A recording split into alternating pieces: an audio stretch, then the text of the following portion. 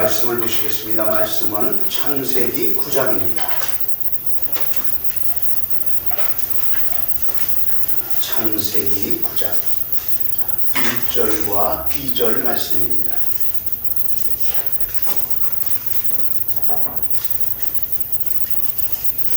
창세기 9장 성경책 맨 앞쪽에 창세기 9장 1절과 2절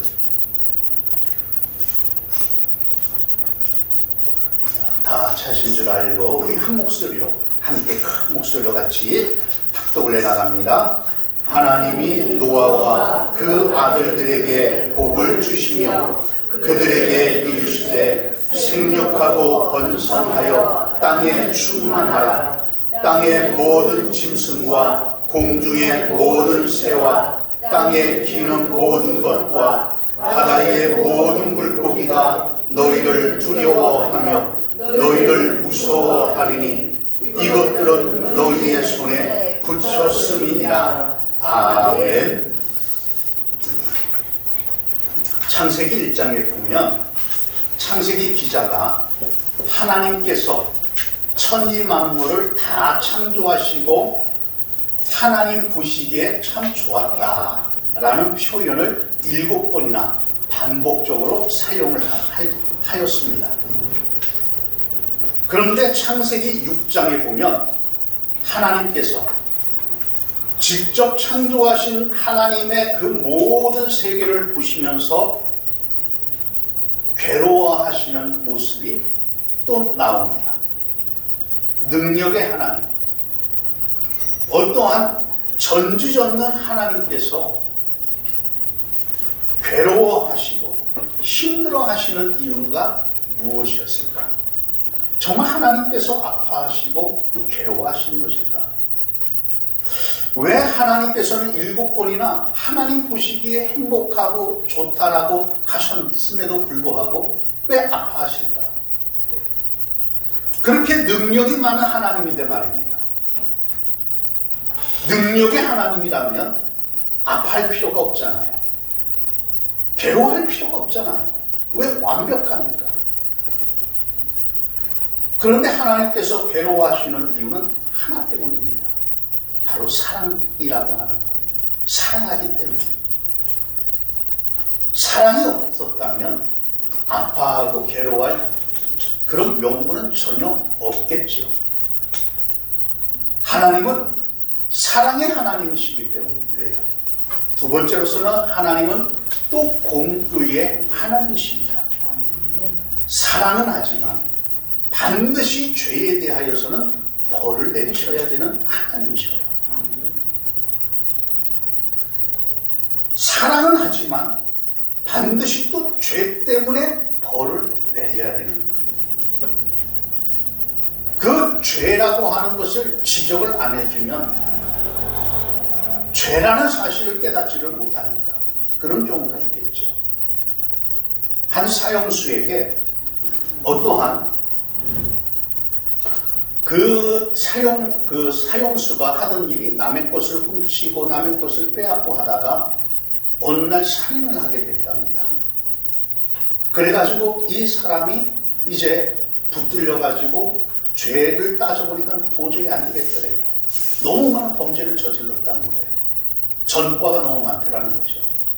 그래가지고 이 사람에게 사형 언도를 내렸고 사형장에서 마지막 소원이 무엇이냐, 유언이 무엇이냐라고 했더니 나의 어머니를 좀 배웠으면 좋겠다라는 거예요. 어머니가 오셨죠. 그랬더니 어머니에게 하는 말이, 어머니 좀 가까이 오십시오. 할 말이 있습니다. 가까이 가니까 더 가까이, 조금 더 가까이 귀를 대십시오. 귀를 딱 대는데 이 아들이 엄마의 귀를 물어뜯었어요. 그러면서 하는 말이, 내가 어렸을 적에 내가 남의 물건을 훔쳤을 때 나에게 야 이놈의 자식아, 그 남의 물건 훔치면 잘못된 거야 라고 혼을 내줬더라면, 남의 물건을 훔쳐서 그렇게 됐을 때 혼을 내주었더라면 이러지는 않았을 거 아닙니까? 오히려 나를 감싸주고 아이고 내 새끼, 아이고 내 새끼, 그럴 수도 있지. 아이고 얼마나 갖고 싶어서 그랬어. 이렇게 하다 보니까 그것이 죄인 줄을 모르고 살아가다 보니까 내가 결국 이런 일을 당하고 말았습니다. 내가 이렇게 되는 것은 어머니 때문입니다 하면서 사형을 당했다라고 하는 이야기가 있습니다. 죄를 죄로 지적을 해주지 않으면 그것은 사랑이 될 수가 없죠. 진정한 사랑이라고 하면 진정으로 그를 가슴으로 사랑한다면 잘못된 것은 잘못되었다라고 지적을 할 수가 있어야 된다는 말입니다. 이러한 하나님의 진정한 사랑이 표현된 곳이 바로 저 높은 갈보리 언덕에 세워진 십자가에 못 박히신 예수 그리스도의 고난의 현장입니다. 하나님의 사랑은 예수님을 십자가에 죽게 만드심으로 우리로 하여금 죄에서부터 자유함을, 그 예수님을 믿는 자마다 구원을 허락해 주셨단 말이에요. 아멘. 그러므로 하나님의 사랑은 예수님을 대신해서 십자가에서 피 흘려 죽게 하심으로 우리를 죄에서부터 사함을 받게 하시고 자유를 얻도록 만들어 주셨습니다. 그 결과 우리는 십자가의 예수님의 보혈의 피로 우리는 죄 용서를 받았고 예수님을 믿는 자마다 구원의 은혜를 받았단 말이죠. 아멘. 이것이 하나님의 사랑입니다. 예수님께서 예루살렘에 올라가셔서 제자들에게 그 마지막 종말의 징조, 예수님이 재림하실 때를 말씀하시던 중에 여러 가지 중에서 그날과 그때는 아무도 모르나니 하늘의 천사도 아들도 모르고 오직 아버지만 아시느니라, 이렇게 말씀을 하셨습니다. 주님이 언제 재림하실지는 아무도 알 수는 없습니다. 그렇다면 그때는 아무도 모른다. 그러나 노아의 때와 같이 인자의 임함도 그러하리라. 노아의 때를 이야기하여 주셨습니다. 그렇다면 노아 시대는 도대체 어떤 시대였을까? 창세기 6장에 보니까 그때는 땅 위의 모든 사람들이 생육하고 번성하고 잘 먹고 잘 사는 시대였습니다. 평안한 시대였죠. 행복한 시대였습니다. 그러다 보니까 거기에는 믿는 사람들인지 안 믿는 사람들인지 구별이 되지가 않았던 거예요. 모두가 편안하다 보니까, 모두가 형통하다 보니까, 모두가 잘 되다 보니까 하나님을 믿는 사람인지 안 믿는 사람인지 구별이 되지 않았단 말입니다.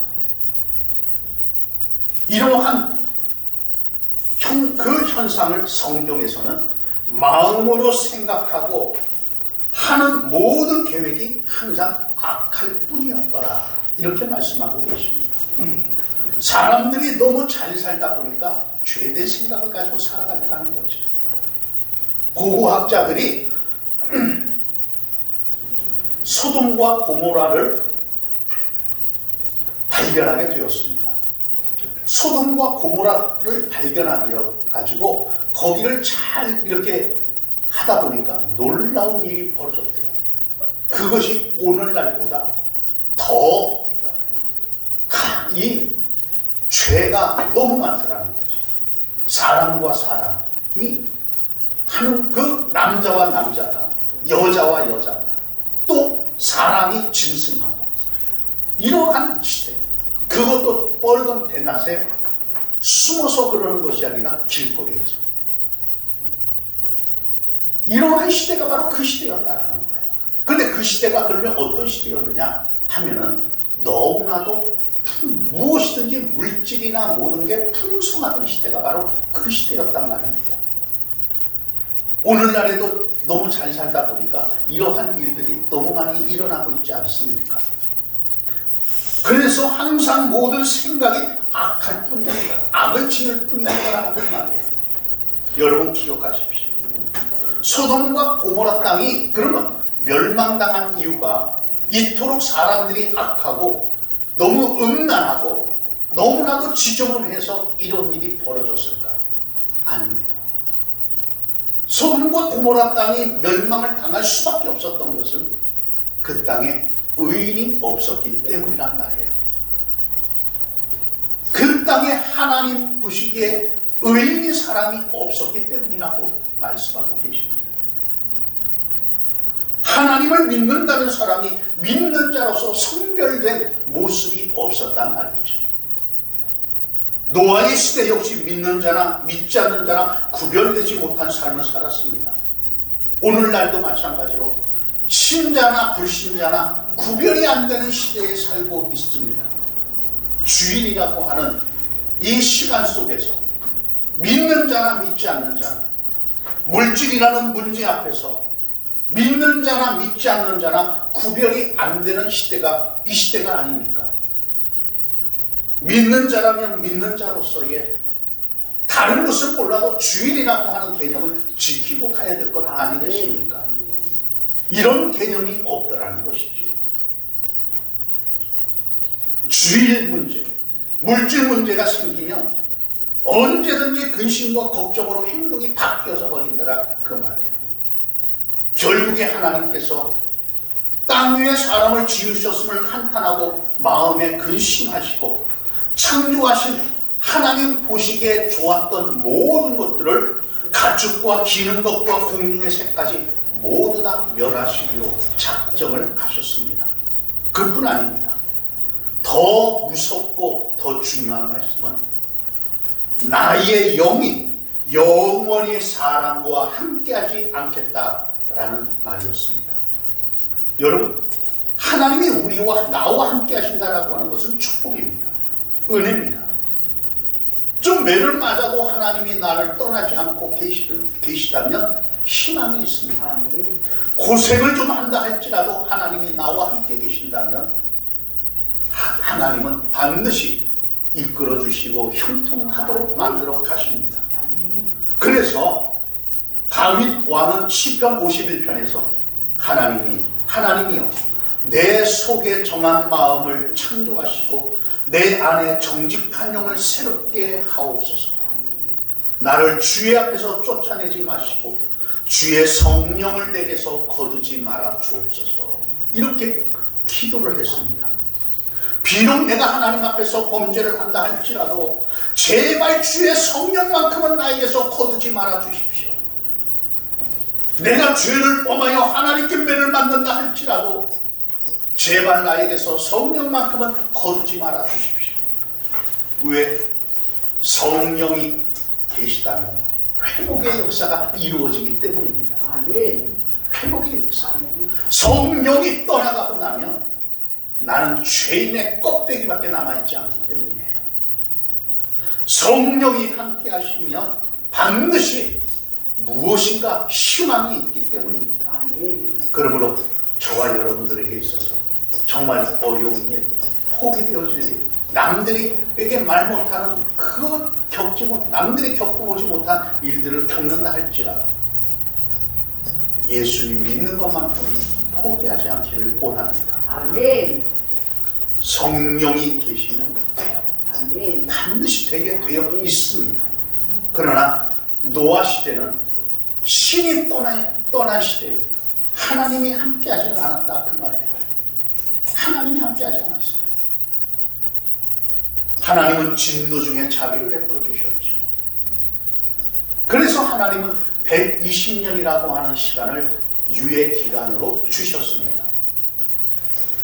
그런데 창세기 6장 8절에 보면 우리의 시선을 붙잡는 하나의 말씀이 있습니다. 창세기 6장 우리 8절 한번 앞쪽으로 넘겨서 6장 8절을 한번 보십시오.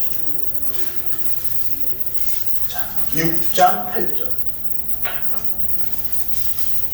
앞쪽에 6장 8절 자, 같이 한번 다 찾으셨나요? 네. 예, 우리 다 함께 한 목소리로 같이 한번 읽습니다. 그러나 노아는 여호와께 은혜를 입었더라. 그러나 모든 사람들이 하나님을 떠나고 하나님 앞에 죄를 범하고 하나님의 성령을 떠났지만 그러나 노아는 하나님의 은혜를 받았다. 하나님의 기뻐하는 그 자리에 있게 되었다 그 말이야. 여러분들에게 이러한 은혜가 있기를 축원합니다. 노아가 어떻게 이런 일을 이렇게 살 수가 있었을까? 그 답은 노아는 하나님께 은혜를 입었기 때문입니다. 하나님의 은혜가 나를 이끌어 주시고 하나님의 은혜가 나를 붙잡아 주십니다. 노아는 말할 수 없는 하나님의 은혜를 받았지만 정작 자신은 은혜를 베푸는 사람이 아니었습니다. 노아가 방주에서 나와서 몇 년을 지내다가 집에서 포도주를 담갔습니다. 그 담근 포도주를 마시다가 취하게 됐어요. 그러자 그가 하던 일이 무엇이냐면 바지를 벗어버리고 잠이 들었다는 거죠. 이 모습을 보았던 들어왔다가 아버지 앞에서 들어왔던 둘째 아들이 그 모습을 보았습니다. 가자마자 문 닫고 나가서 나팔을 불기 시작합니다. 우리 아버지가 이랬대. 우리 아버지가 이랬대. 참 안타까운 모습이지요. 그 아버지의 허물을 자신이 잘못해서 허물을 가졌음에도 불구하고 그 둘째 아들이 그렇게 했다고 해서 둘째 아들을 저주를 해버리는 아버지가 바로 노아였기 때문입니다. 하나님의 은혜를 받았음에도 불구하고 자신은 은혜를 베풀지를 못했지. 그럼에도 불구하고 하나님은 노아를 사랑하시고 은혜를 베풀어 주셨습니다. 이렇게 하나님의 사랑을 받은 노아, 하나님의 은혜를 받았던 노아,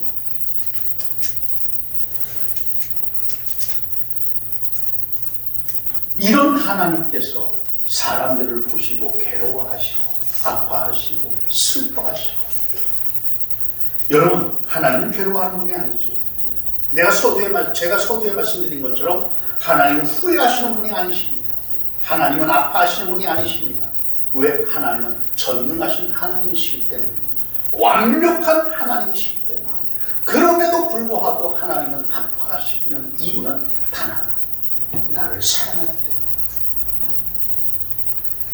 오늘날에도 역시 하나님은 슬퍼하고 계시지는 않겠습니다. 왜? 하나님의 마음을 알아주는 사람이 없기 때문에.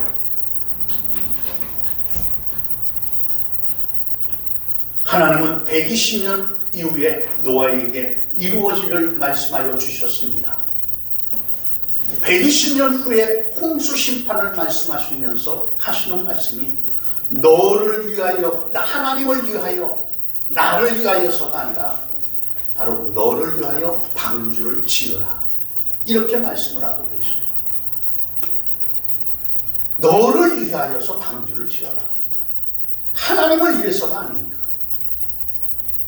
우리가 예수님을 믿는 이유, 교회 다니는 이유, 교회의 숫자를 채우기 위해서 천만의 말씀입니다. 그러면 착각입니다. 교회의 어떠한 부흥을 위해서 천만의 말씀입니다.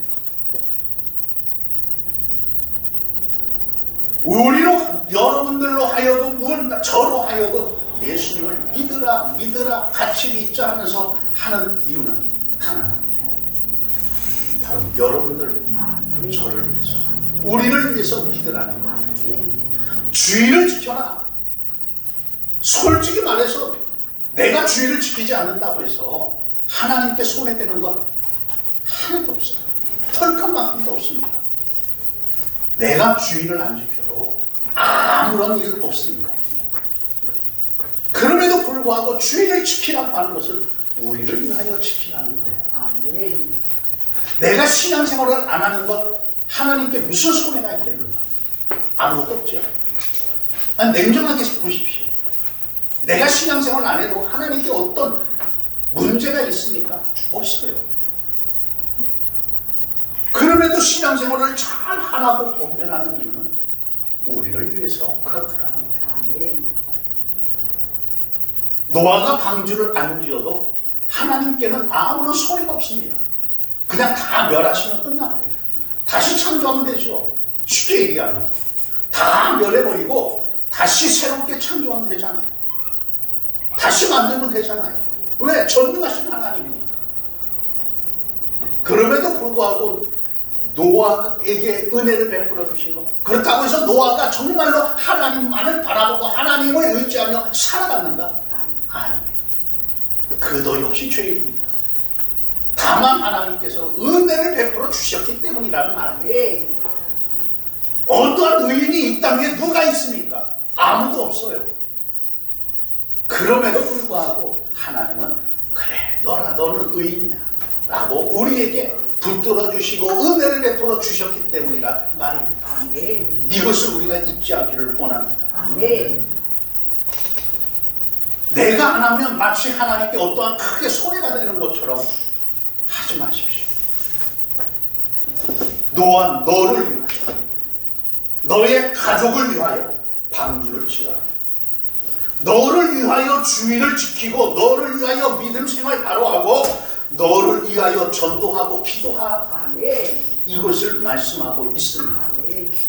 그리고 건축에 필요한 모든 구체적인 설계도를 하나하나 말씀해 주셨습니다. 그 말씀에 노아는 6장에 보니까 노아가 그와 같이 하여 하나님이 자기에게 명하신 대로 다 준행하였더라. 이렇게 말씀하고 계시죠. 노아가 하나님의 말씀하신 대로 길이가 135m, 폭이 23m, 높이가 13m. 제가 1m 74니까 제가 74거든요. 키가 별로 그렇게 크지는 않죠. 근데 74인데 13m를 지으라는 거예요. 높이를. 여기에서 계산이 빠르신 분들은 생각을 한번 해보십시오. 길이가 135m. 거기에다가 폭이 23m. 이 폭이 23m. 어마어마한 거죠. 23m면.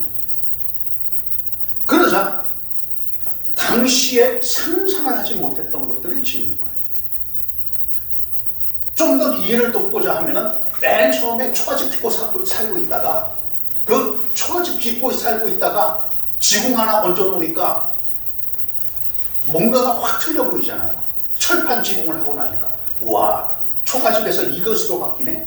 그런데 어느 날 어느 때를 보니까 갑자기 닭장 같은 집이 하나가 이렇게 딱 세워져 있어요. 닭장 같은 집이. 그 닭장 같은 집이 뭡니까?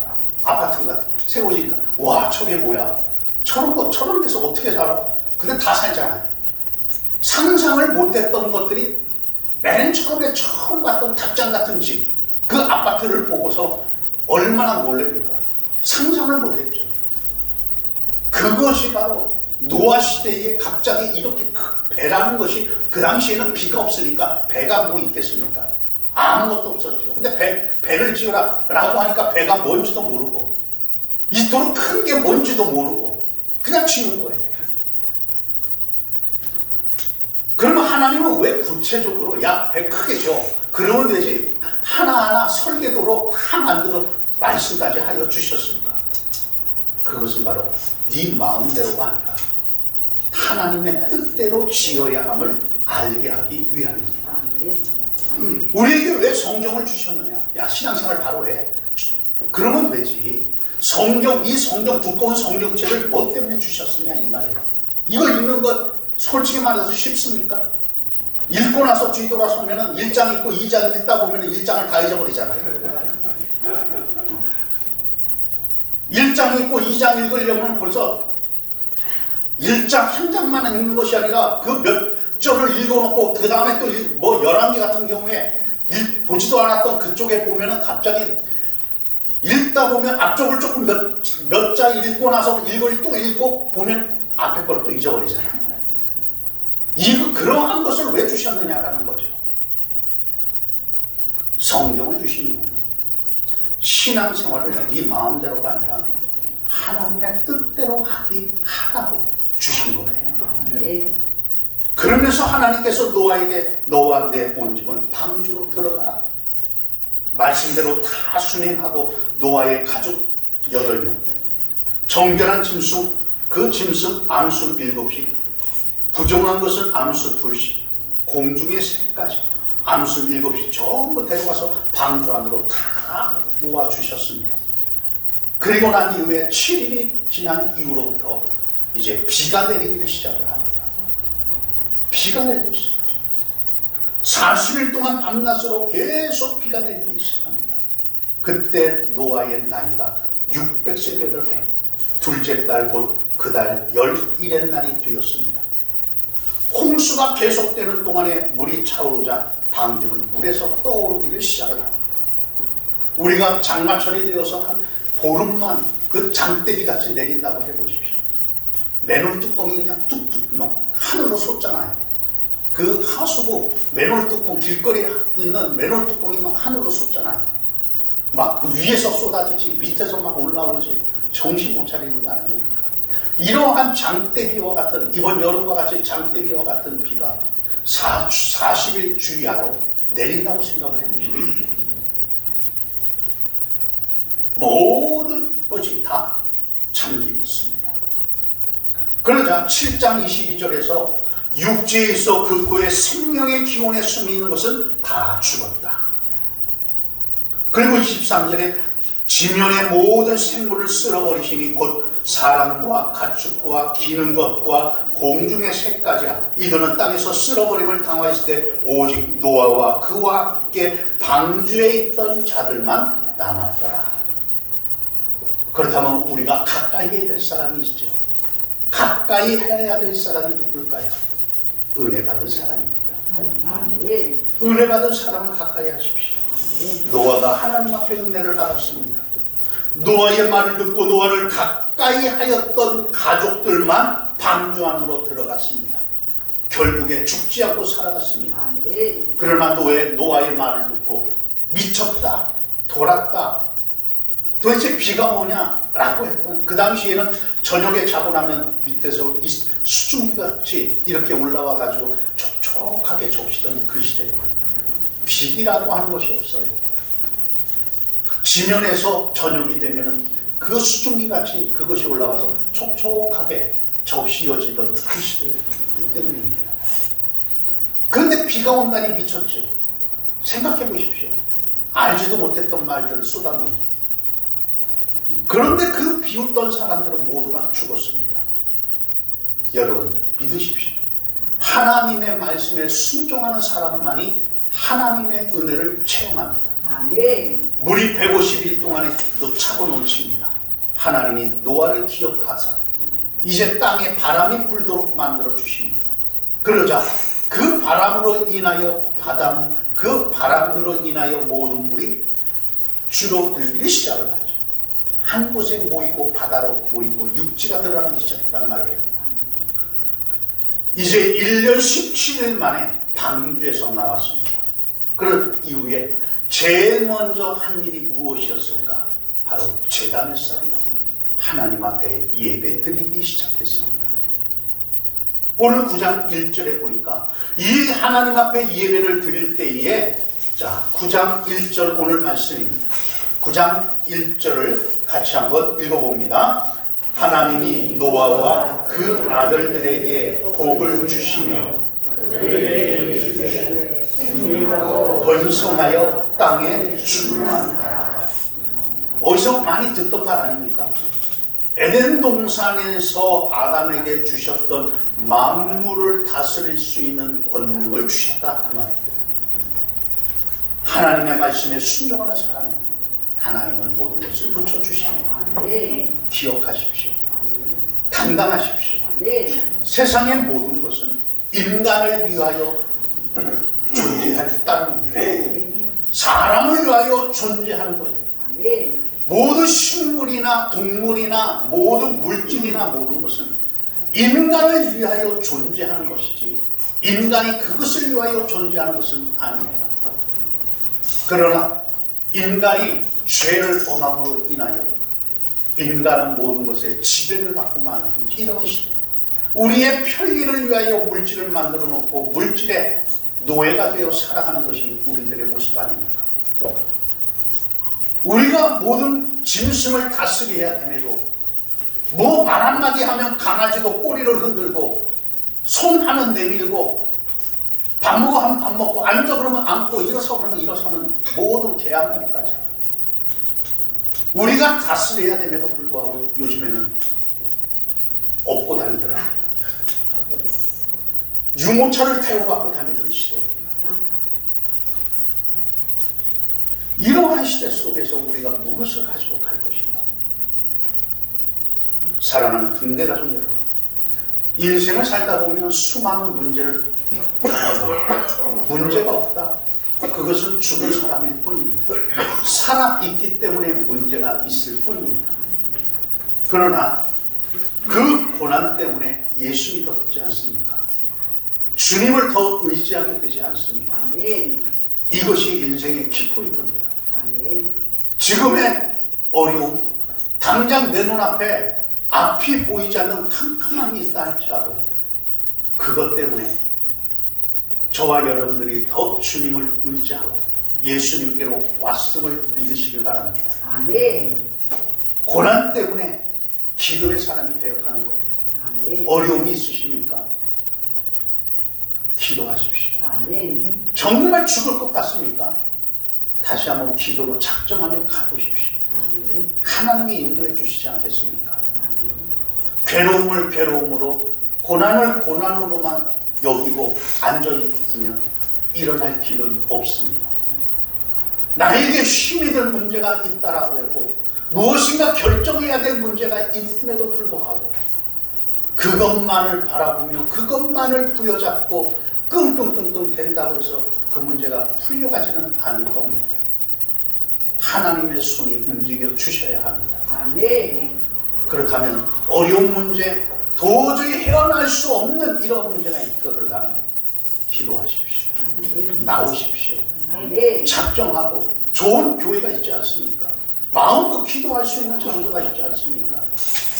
교회로 달려 나오십시오. 아멘. 기도하십시오. 아멘. 우리 옆 사람에게 이야기해 주십시다. 한번 말해 주십시다. 기도의 사람이 되십시오. 기도의 사랑이 주시옵시오. 기도의 사람이 기도의 되십시오. 사랑이 주시옵시오.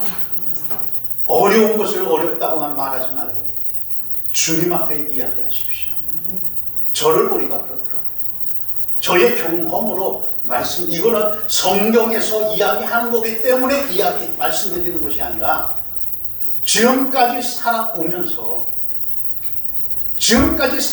제가 겪었던, 제가 경험했던 그 모든 것들입니다. 정말 제가 경험했던 것들이에요. 기도하면 반드시 응답을 있습니다. 아멘. 진리인데요. 천만의 말씀이요. 제가 하나님 앞에 멀어가지고 어떻게 해야 됩니까? 귀찮은데요. 어떻게 해야 되죠? 귀찮은데. 특히 겨울철 때는 더 귀찮잖아요. 추우니까. 그때 제 마음속에 들어왔던, 스쳐 지나가면서 들어왔던 그 감동이 무엇이었느냐면, 야 이놈아, 너가 그 마음을 먹고 집에서 교회 가야지, 기도하러 가야지 라고 하는 그 마음을 먹는 그 순간부터 교회 가는 그 시간, 앉아있는 그 시간까지, 그 기간이 버리는 시간이 아니라 그 시간도 내가 기억하는 시간이다. 내가 그 시간까지 너를 기억하고 너에게 은혜를 베풀어 주고, 너의 그 가는 그 과정, 그냥 가는 과정 속에서도 그 마음의 기도를 내가 받아요. 그 말씀에 감동이 오더라고요. 여러분, 내가 조금 멀어서 교회 오는 것, 그 오는 준비하고 마음을 먹고 옷을 입고 하는 그 준비부터 교회까지 도착하는 그 시간까지라고 하나님은 그것을 기도의 시간으로 바꾸시더란 말이에요. 저의 경험이에요. 저의 경험이에요. 죽으라고 기도하고 죽으라고 기도하고 또 죽으라고 기도하고 하나님은 지혜를 주시고 사람을 붙여주시고 환경을 열어주시더라고요. 믿음을 지킨다라고 하는 것 쉽지 않습니다. 참 쉽지가 않아요. 그렇다고 해서 믿는 것을 피하는 것, 도망치는 것 아닙니다.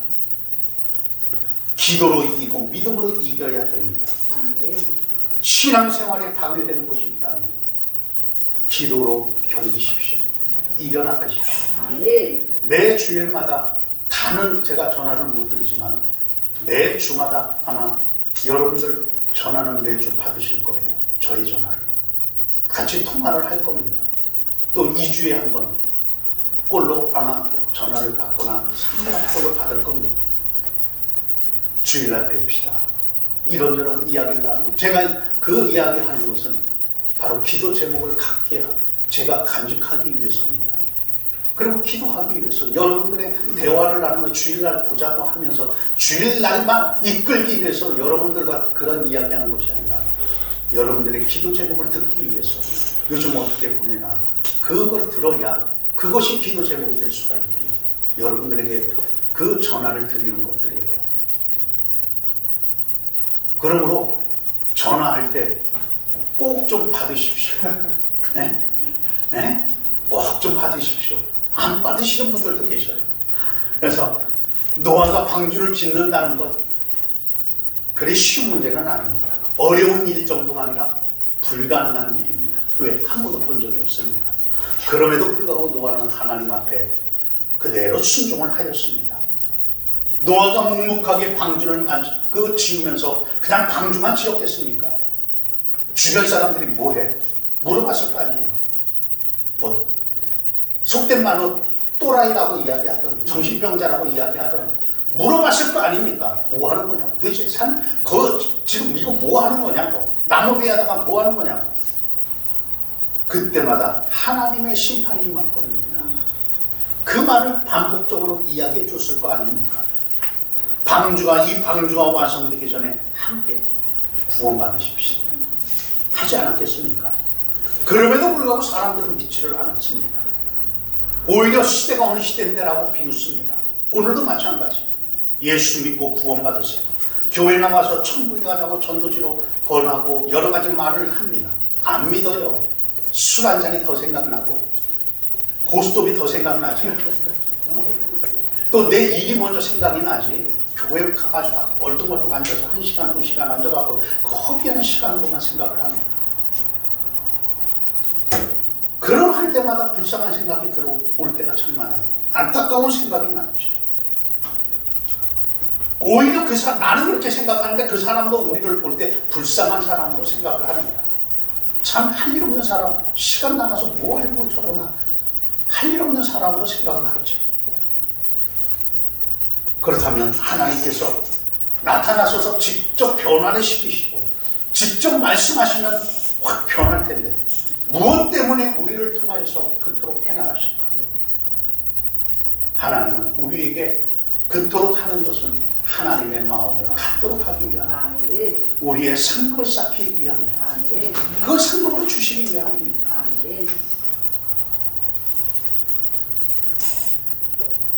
하나님께서 전도자를 통하여 말씀하고 계시죠. 무엇을 통하여 이야기하는 것은 아니에요. 그 사람과 사귀고 뭐하고 언제 그렇게 하겠습니까? 언제 사귐이 있겠습니까? 길거리에서 그 사람을 언제 사귀겠어요? 전도하는 거죠. 하나님은 먼저 교회를 세우시고 전도자를 세우시고 사람을 통하여 역사에 가십니다. 나 혼자 구원받으려고 하지 마시고 노아가 방주를 지을 때 사람들에게 이야기했듯이 저와 여러분들이 가까운 이웃들에게 예수 믿고 구원받자라고 하는 것, 이것을 함께 증거할 수 있는 우리 모두가 되기를 주의 이름으로 축원합니다. 기도합니다. 고마우신 하나님, 은혜와 사랑을 감사합니다. 이 시간에 아버지 하나님, 우리가 또한 말씀을 들었습니다. 노아 시대, 오늘날과 같이 참 포악한 시대입니다. 이 시대 속에서 우리가